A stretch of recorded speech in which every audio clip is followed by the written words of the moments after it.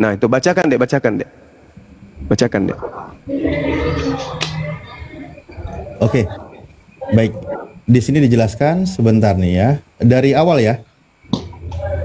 Apa ya? Engkelosnya aja, engkelosnya. Onkelos.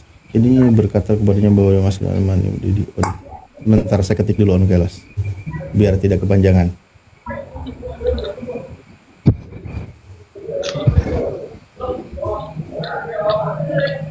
Oke. Oh, ini.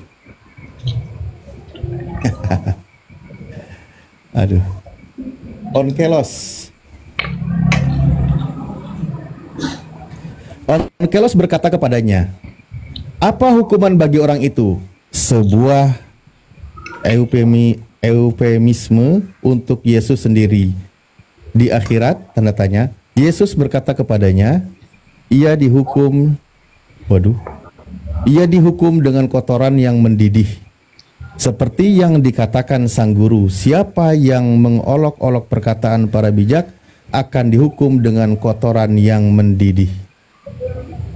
Yang di atasnya lagi deh. Di atasnya deh. Di atasnya lagi. Oke. Iya, Engkelos berkata kepadanya, apa hukuman bagi orang itu ya? Onkelos berkata kepadanya, haruskah aku melekatkan diri? Ini yang dari sini, Gurunda? Atau ke atas lagi?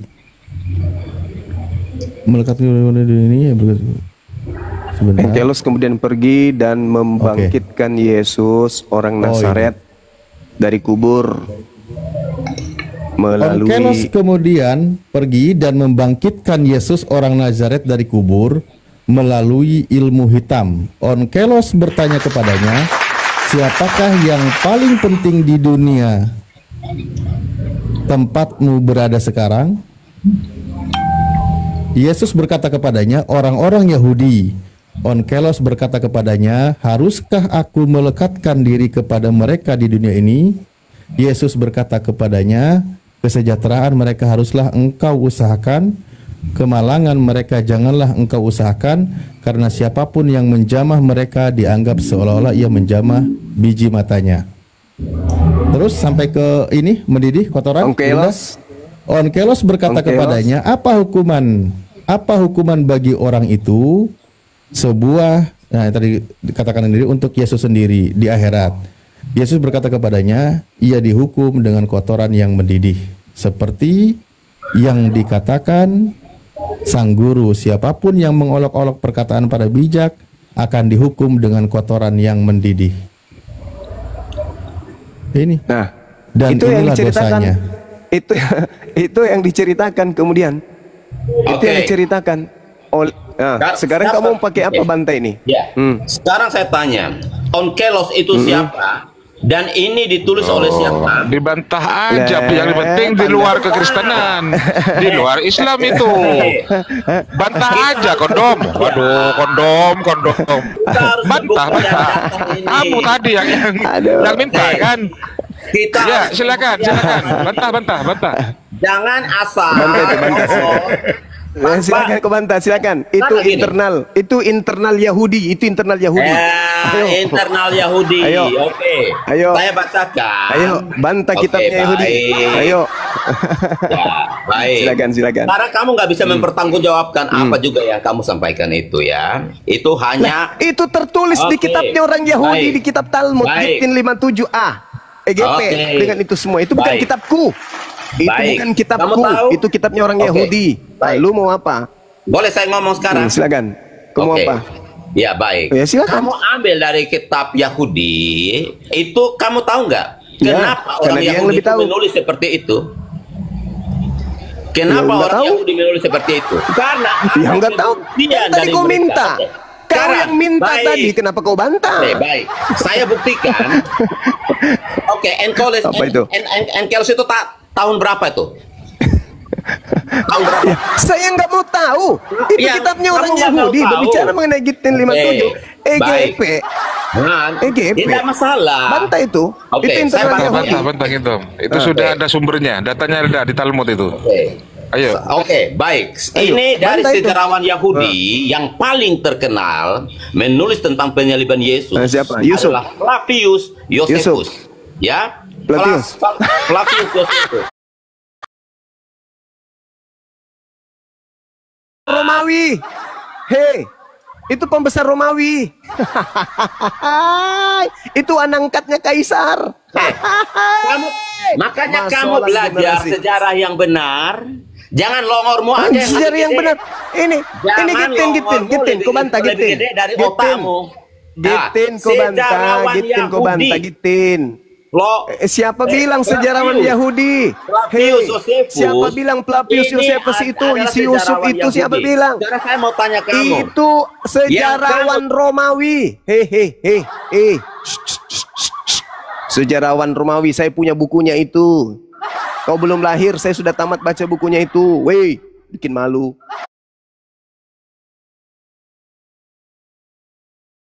Yahudi, pasukan Yahudi kemudian berkhianat menjadi anak angkat kaisar. Udahlah. Masih mau datang besok. Ternyata ilmumu segini aja, Zuma. Lah kamu juga. Ilmumu apa? Kamu 5 kali kick saya. 5 kali. Sama saya tantang kamu, kita debat konsep ketuhanan. Kamu takut. Iya, konsep ketuhanan. Ini aja dulu. Saya bilang, kenapa ini kamu aja dulu. Anda kamu sudah dihancurkan ya. Kamu belum punya ilmu. Anda sudah hancur. Syukran Bang Indra. Kamu sudah hancur, udah hancur. Sekarang begini, kembali kepada tema. Oke. Kembali kepada tema. Sekarang gini, saya sudah membuktikan sejarawan. Ini saya penyaliban itu. Kenapa penyaliban itu hadiah dari setan atau hadiah dari Tuhan? Allahmu yang maha tahu. Kenapa dia tidak tahu siapa yang disalib? Saya tanya kamu. Siapa mana yang dalilnya dia tidak tahu? Allahmu yang maha tahu itu? Mana dalilnya dia tidak tahu? Mana dalilnya? Mana dalilnya dia tidak tahu? Quran kan berkata bahwa dia diserupakan. Siapa? Mana dalilnya kalau dia tidak tahu itu? Siapa? Mana dalilnya kalau dia tidak tahu? Allahmu yang maha tahu itu. Siapa? Mana dalilnya kalau dia tidak tahu? Kamu buktikan kemahakuasaan Allahmu. Dia kan maha tahu. Udah putus asa dia, teman-teman. Siapa nama orang yang disalibkan menurut Allah? Istirahatkan aja, istirahatkan. Menurut Allahmu siapa itu yang disalibkan? Menurut kitabmu, yang Markus katakan bahwa Yesus menampakkan diri dalam rupa lain. Rupa lain itu rupanya siapa? Ayo, rupanya siapa itu rupa lain yang di situ? Mampus sudah kau. Kata Tuhanmu, kata kitabmu dalam Markus 16 bahwa Yesus menampakkan diri dalam rupa lain. Ayo, rupanya siapa? Ayo, dia pakai rupa siapa? Ayo, jangan-jangan rupanya bom-bom. Rupanya bom-bom. Jadi sekali lagi saya katakan kepada teman-teman sekalian, baru kali ini saya sepakat dengan Edis ketika dia mengatakan bahwa salib itu adalah rencana iblis. Itu betul sekali. Berhasil nggak rencana iblis ini? Berhasil. Tapi ada tapinya. Yesus mengatakan iblis tidak akan berhasil. Ketika iblis berusaha untuk menyalibkan, kata Yesus, nggak berhasil. Sedikit pun iblis tidak berhasil. Di mana itu diterangkan oleh Yesus, teman-teman? Di dalam kitabnya orang Kristen sendiri, dalam Yohanes 12 dan Yohanes 14. Apa kata Yesus di sana?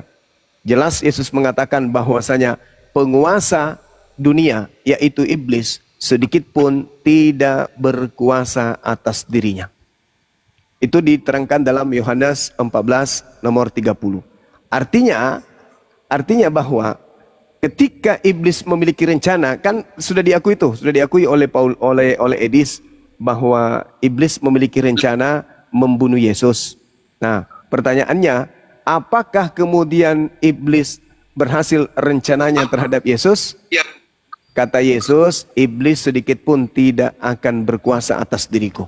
Berarti ketika iblis berusaha, punya rencana untuk menyalib Yesus, maka solusi yang paling benar menurut Bible itu sendiri dan juga menurut Al-Quran, Yesus tidak berhasil disalibkan, Nabi Isa tidak berhasil disalibkan, melainkan yang disalibkan itu adalah orang yang diserupakan. Jadi satu poin, Edis mengatakan penyaliban adalah rencana iblis untuk menyalibkan Yesus orang benar, tetapi endingnya ternyata tidak berhasil. Berarti iblis tetap saja memiliki rancangan untuk menyalibkan Yesus, tapi ternyata yang disalib oleh iblis bukan Yesus. Nah, berarti yang disembah oleh saudara Kristen itu bukan Yesus berdasarkan Yohanes 14 nomor 31. Subhanallah. Maka benarlah kata Al-Quran, aku menjadikan iblis sebagai sembahan mereka. Al-Quran surah Al-A'raf ayat 27. Allah Subhanahu wa taala menjelaskan secara terinci, secara akurat kepada kita umat Islam bahwasanya Allah menjadikan iblis itu sebagai sembahan-sembahan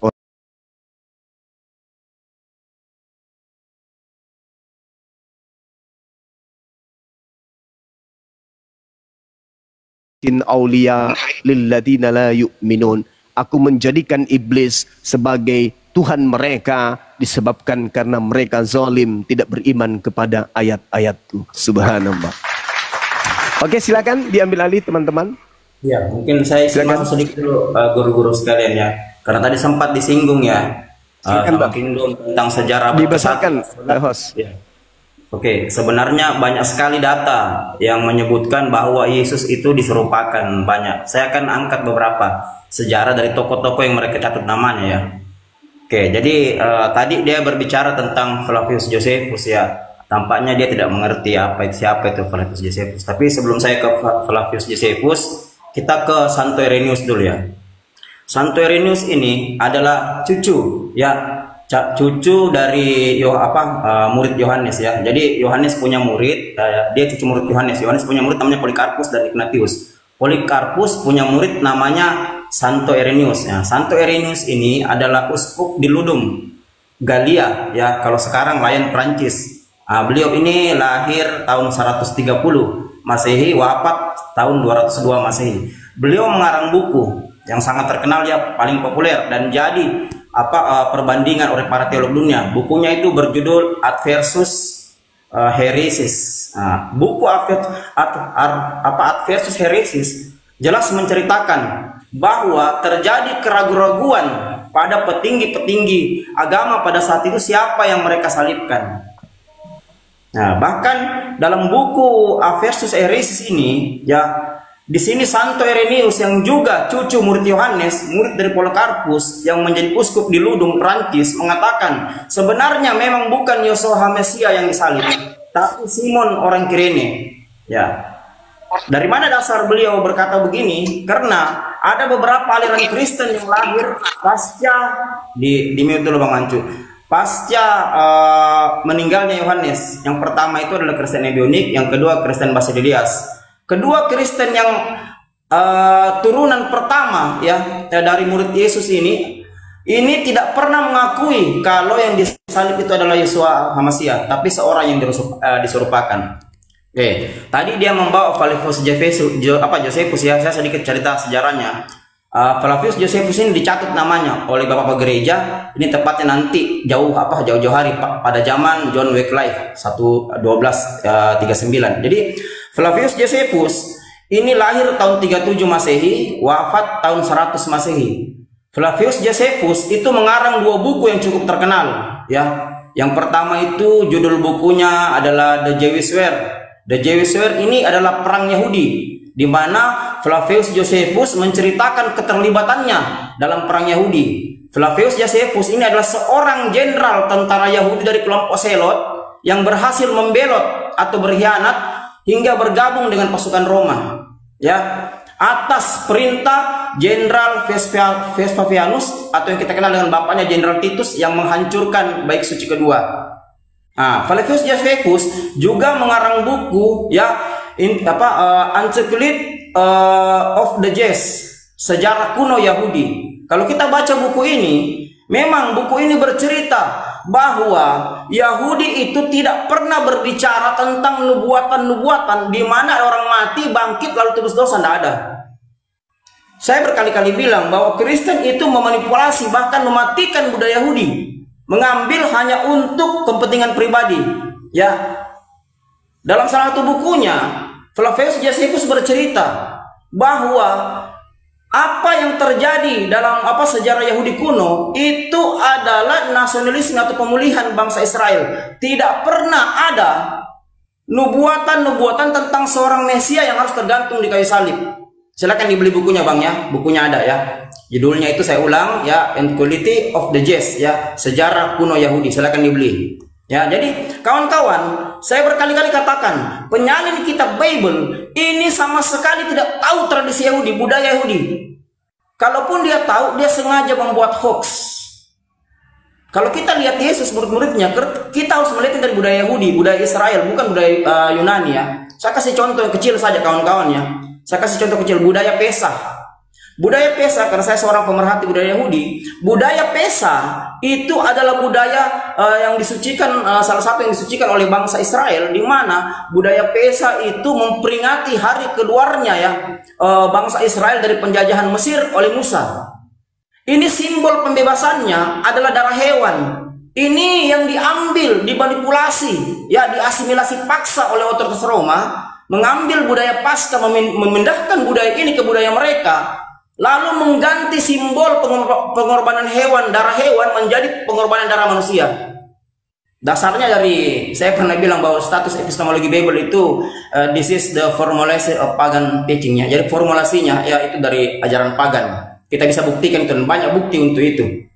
Nah, sementara kalau abang bercerita tadi bahwa Flavius Josephus itu adalah salah satu sejarawan yang memperkuat penyaliban Yesus, Anda salah. Kenapa? Karena Flavius Josephus tidak ada hubungannya dengan penyaliban Yesus. Flavius Josephus anak seorang imam besar di Yerusalem. Ibunya seorang yang berdarah Yunani. Ya, tidak ada sangkut pautnya dengan murid-murid Yesus. Flavius Josephus tidak ada sangkut pautnya dengan murid-murid Yesus. Kecuali kalau Anda bicara Papias. Papias ini memang ada sangkut pautnya karena Papias salah satu cucu murid dari Yohanes. Jadi tidak ada masalah ya. Kalau Anda bicara Flavius Josephus, ini namanya dicatut nanti tahun 1239 pada saat Bible ditulis ulang oleh seorang yang bernama John Wycliffe. Silakan dicari sejarahnya kawan-kawan ya.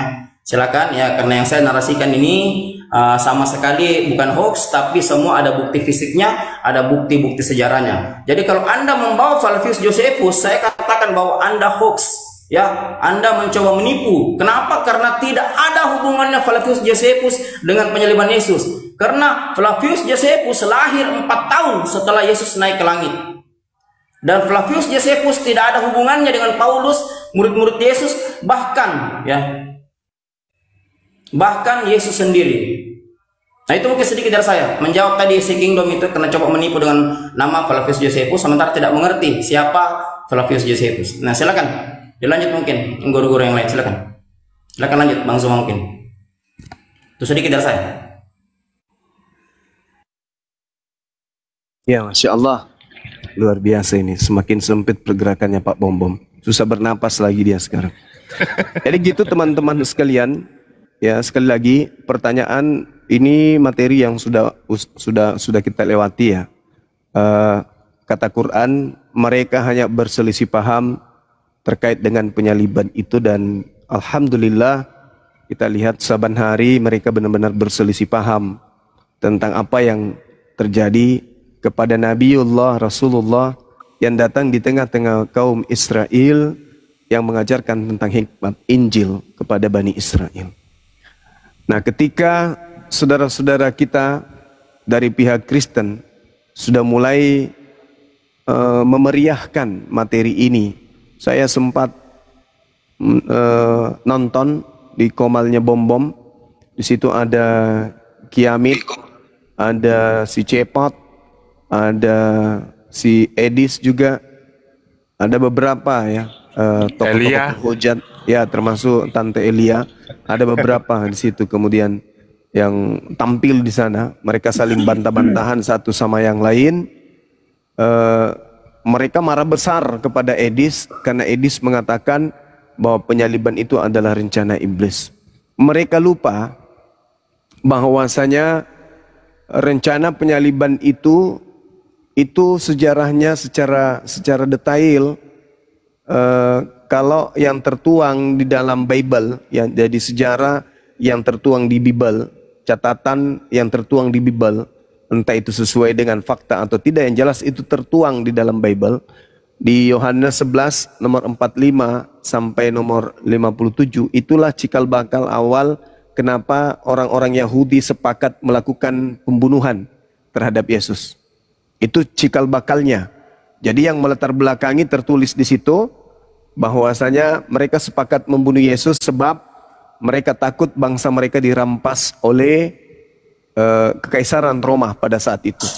Sehingga sahabat-sahabat sekalian, imam-imam kepala dan juga mahkamah agama, orang Farisi, ahli Taurat, kemudian sepakat membunuh karena tidak menemukan kesalahan sedikit pun terhadap Yesus. Maka mereka melakukan kesaksian-kesaksian palsu, mereka melakukan tipu muslihat. Bahkan kalau kita lihat dalam Yohanes 3 ya teman-teman ya. Yohanes 3 apa Yohanes 18 itu. Di mana di sana diceritakan bahwasanya Yohanes 3 ya. Yohanes 3 enggak itu tertulis? Halo. Sabar dulu. Yohanes 13. Tentang apa, Gurunda?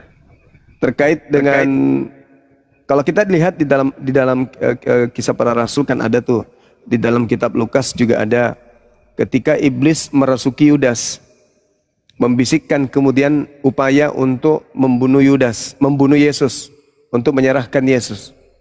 Itu jelas bahwasanya iblis merasuki Yudas itu tujuannya agar Yesus itu bisa disalibkan. Begitu juga ketika imam-imam kepala melakukan tipu muslihat di Matius 26 nomor 4 nomor 59. Mereka sepakat melakukan tipu muslihat. Artinya ketika diterangkan di Matius 27:18, Pilatus mengatakan bahwa mereka orang-orang Yahudi kompak menyerahkan Yesus karena dengki. Sifat dengki ini adalah sifat iblis. Bahkan Yesus sendiri menerangkan, bukankah aku yang memilih engkau yang 12 ini, tetapi satu di antaramu adalah iblis. Begitu juga di Matius 16, orang yang berpikir tentang penyaliban itu bertentangan dengan apa yang dipikirkan oleh Tuhan. Petrus berpikir Yesus akan mati, berarti Tuhannya berpikir kebalikan daripada itu, bahwa Yesus tidak akan mati meskipun seluruh orang Yahudi dan Romawi kerjasama untuk membunuhnya. Itu yang ketiga. Yang ketiga, Yesus sendiri yang memberikan kemudian kurikulum pengajaran bahwa dia harus pergi sesuai yang tertulis dalam kitab Mazmur, dalam kitab Taurat, di dalam kitab Amsal, kitab Nabi-Nabi. Nah, berarti rujukannya bukan kepada kitab Perjanjian Baru. Kalau bukan kepada Perjanjian Baru, berarti gugur semuanya. Apa yang dicanangkan oleh gereja, yang dicanangkan oleh Kristen, keselamatan karena darah Yesus, keselamatan karena tebus dosanya mereka, itu semuanya tidak benar berarti. Karena Yesus mengatakan harus digenapi yang tertulis di Perjanjian Lama. Sedangkan di Perjanjian Lama tidak ada Tuhan menginginkan kematian terhadap orang yang benar.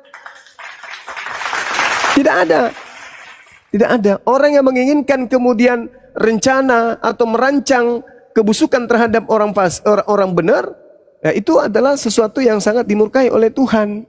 Itu diterangkan dalam kitabnya orang Yahudi. Jadi benarlah apa yang dikatakan oleh Edis, bahwa salib itu adalah rancangan atau rencana iblis. Tepuk tangan untuk Edis karena sudah mulai agak waras. Silakan. Oke, mungkin nambah sedikit lagi nih ya, karena apa ini temanya ya.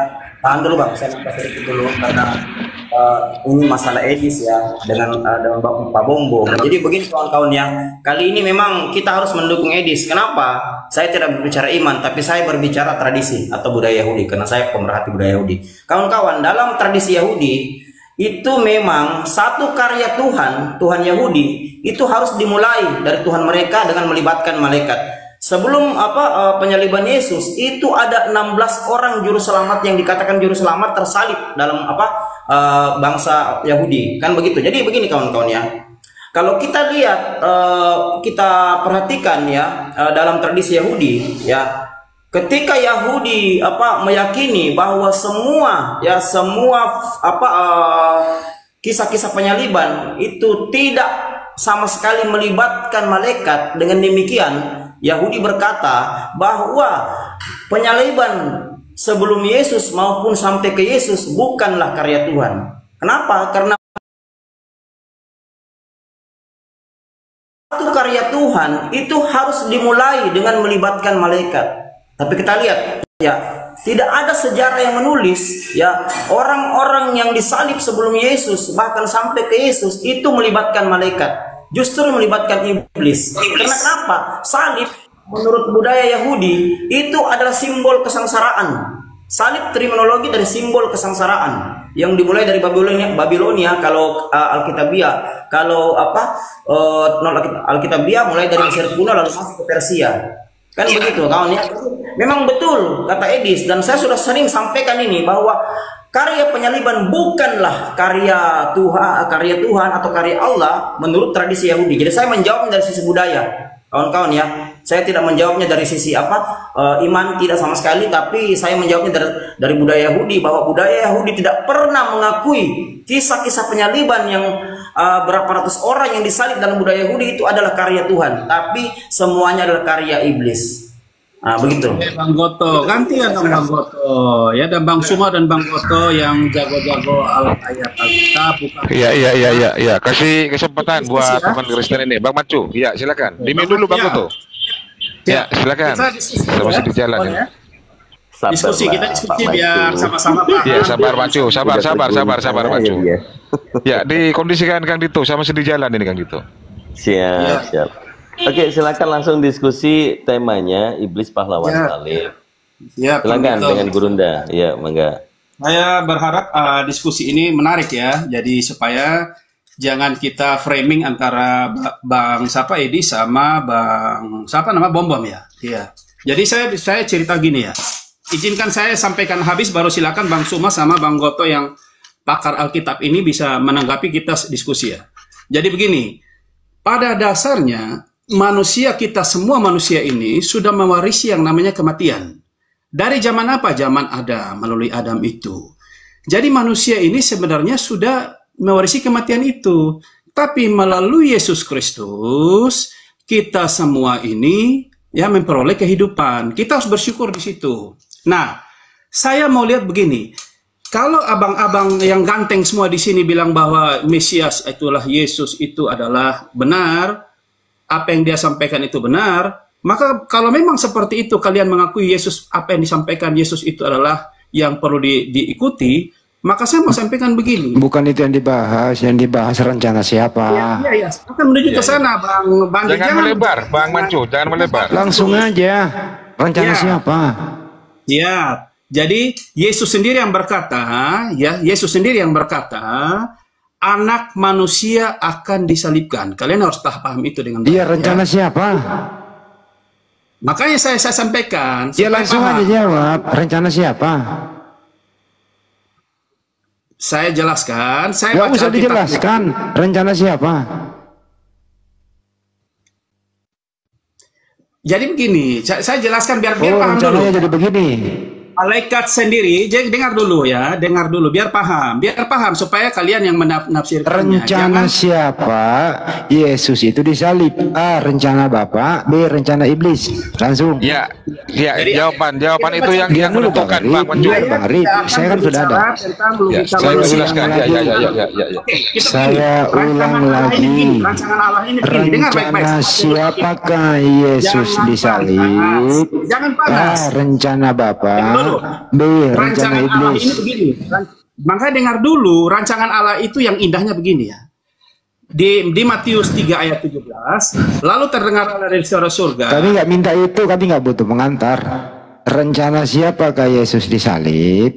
A, rencana Bapak. B, rencana iblis. Langsung. Bosan dengerin narasi, Bang. Di sini bukan ruangan TK. Langsung aja ke poinnya. Jangan sampai Edis omelin Anda nih. Rencana siapakah Yesus disalib? A, rencana Tuhan. B, rencana iblis. Langsung. Kenapa pakai pengantar segala sih? Nggak usah diputar-putar bang, nggak enak didengar loh. Jangan mempermalukan diri sendiri loh itu. Ini menjadi topik viral ini bang, mengguncang kekristenan ini. Kenapa? Abang-abang ini kenapa? Ya, Manusia menolak bang. Yesus, makanya iblis menggunakan manusia-manusia itu untuk membunuh Yesus. Tapi Ya, pada mulanya siapa? Allah tidak pernah merancangkan sesuatu yang buruk kepada Yesus Kristus. Yesus itu datang untuk membawa kehidupan bagi banyak orang, tapi Iya, manusia rencana menolak. siapa? Rencana siapa? Di dalam Matius. Bagaimana? Ini bukan gereja. Rencana siapa? Dengar baik-baik. Yang dimaksud dengan yang membunuh Yesus ini, yang jelas adalah yang membunuh Yesus itu ada di Matius ya. Yesus Saya nggak sendiri nanya itu loh. Bukan itu topiknya loh. Ini topiknya di bahasa Indonesia nih. Rencana siapakah Yesus disalib? A. Rencana Bapa. B. Rencana iblis. Lanjut. Kenapa jadi muter-muter ya? Nggak malu abang ini? Beri sedikit harga sama diri Anda loh itu. Harga diri Anda bang. Bang. Kalau kalian mau pintar, dengar orang. Jangan kalian pakai logika kalian yang nggak nyambung. Tidak pintar tapi sok pintar. Justru Anda ini. Justru Anda ini yang kiri belok kanan. Abang ngerti nggak? Saya jelaskan. Saya ulang nih. Nggak usah dijelaskan. Kalian itu sok pintar tapi tidak paham. Kami di sini nggak minta penjelasan. Kami di sini minta Anda memilih. Kami tidak minta penjelasan karena udah jelas. Anda tinggal memilih rencana siapakah. Saya ulang ya, rencana siapakah Yesus disalib? A. Rencana Bapa. B. Rencana Tuhan. Yesus sendiri yang menyatakannya. Yesus sendiri yang menyatakannya. Tidak ada rancangan Allah buruk kepada Yesus. Kita bertanya itu yang ini orang ini kayaknya orang sedang ini juga nih. Baca baik-baik Matius. Kalian baca baik-baik Matius itu. Biar kalian paham. Itu nubuat itu, bukan rencana ya. Saya ulang lagi nih ya. Kamu maju, diam dulu maju. Siapakah punya rencana Yesus mati di tiang salib, Ferdi? A. Rencana Bapa. B. Rencana iblis. Rencana di Alkitab tidak ada rencana si iblis, tidak ada. Oke, baik, tidak ada. Lanjut kedua. Siapakah yang melakukan pembunuhan terhadap Yesus? Ya, yang tidak menerima dia sebagai Tuhan dan Juru Selamat. Mereka lah yang siapa? Ya. Siapa pelaku? Siapa pelakunya? Loh, pelaku ya itulah orang-orang dulu tuh. Apalagi kau? Siapa? Ya mereka yang mengeksekusi dia. Iya, siapa itu? Siapa itu? Kenapa kau tanya siapa? Sudah jelas di Alkitab kami mengatakan ya. Jadi kalau kau punya pertanyaan itu yang kita minta. Kenapa kau tanya siapa? Jelas di Alkitab kami begini apa sih? Yang pasti yang membunuh dia yang tidak menerima dia. Dengerin ya. Di dalam Bible itu ada Yahudi. Tidak ada rencana, Yesus tidak direncanakan. Ya udah, kalau nggak rencana lu diam dulu. Pelakunya ada 3, ada Yahudi, ada Yudas berkhianat, ada tentara Romawi sebagai eksekutor. Itu nubuat. Siapa yang dengerin dulu, selesai jelasin dulu, dengerin dulu. Habis ini baru lu ngomong. Mereka bertiga ini orang jahat atau orang baik? Yang membunuh Yesus ya, orang jahat atau orang baik? Kalau udah mereka membunuh, jelas orang jahat semua itu. Orang jahat, pinter. Ya, jelas lah. Orang jahat itu dipengaruhi oleh iblis atau karena perintah Tuhan? Ya, pengaruh dari iblis. Ya, pengaruh dari iblis. Tapi bukan rencana iblis. Pengaruh dari iblis tapi bukan rencana iblis. Oke. Kalau iblis menguasai mereka ini untuk membunuh Yesus, karena iblis ini kan dia tidak suka Yesus. Apa masalahmu? Jadi menurut Anda, pertanyaanmu Yesus yang salah. Berkata, dengarkan dulu. Pertanyaanmu yang salah gitu. Dengarkan dulu. Kau boleh menyalahkan pertanyaan nggak apa-apa. Yang penting kau bahasa Indonesia nyambung. Iya. Menurut Anda, dengarkan dulu. Menurut Anda, pelaku pembunuhan Yesus ini orang baik atau orang jahat? Ya sudah pasti orang jahat karena orang jahat. Baik. Ya, karena saya tanya kamu, kalau membunuh orang baik Dia orang baik atau Orang jahat. Orang jahat. Ya pasti orang jahat dia. Tidak mungkin orang baik membunuh orang baik. Sumber kejahatan, dengarkan dulu, sumber kejahatan itu A dari Tuhan, B dari iblis. Iblis. Nah, tapi bukan rencana iblis ya. Udah diakui, selesai lu, diam lu. Udah diam. Selesai lu, tugas lu selesai. Jangan di-mute, siapa yang mute nih? Kan tugas lu udah selesai, udah dijawab. Iblis ini tidak orang baik datang ke dunia, dia Udah tugas lu udah selesai. Iya, yang pasti, tapi bukan rencana iblis. Siapa rencana iblis? Jadi tidak ada perencanaan ya. Tidak ada. Iblis tidak merencanakan untuk Yesus. Iblis tidak mereka tapi karena nubuat susah juga ya, ini satu nih. Dia harus mati, ya. Tapi dia harus bangkit, ya. Itu nubuat. Kenapa kau ngomong terus? Iya. Kalau tidak ada pertanyaanmu sudah salah, kau pertahankan gitu loh. Kau ngomong terus, bisa nggak sih? Kalau ngomong lagi dia. Hak saya dong, hak saya untuk membantah. Ya, kau ngomong terus sampai pagi, nggak ada. Kau ngomong terus. Silakan aja kau bertanya, saya akan tolak pertanyaanmu.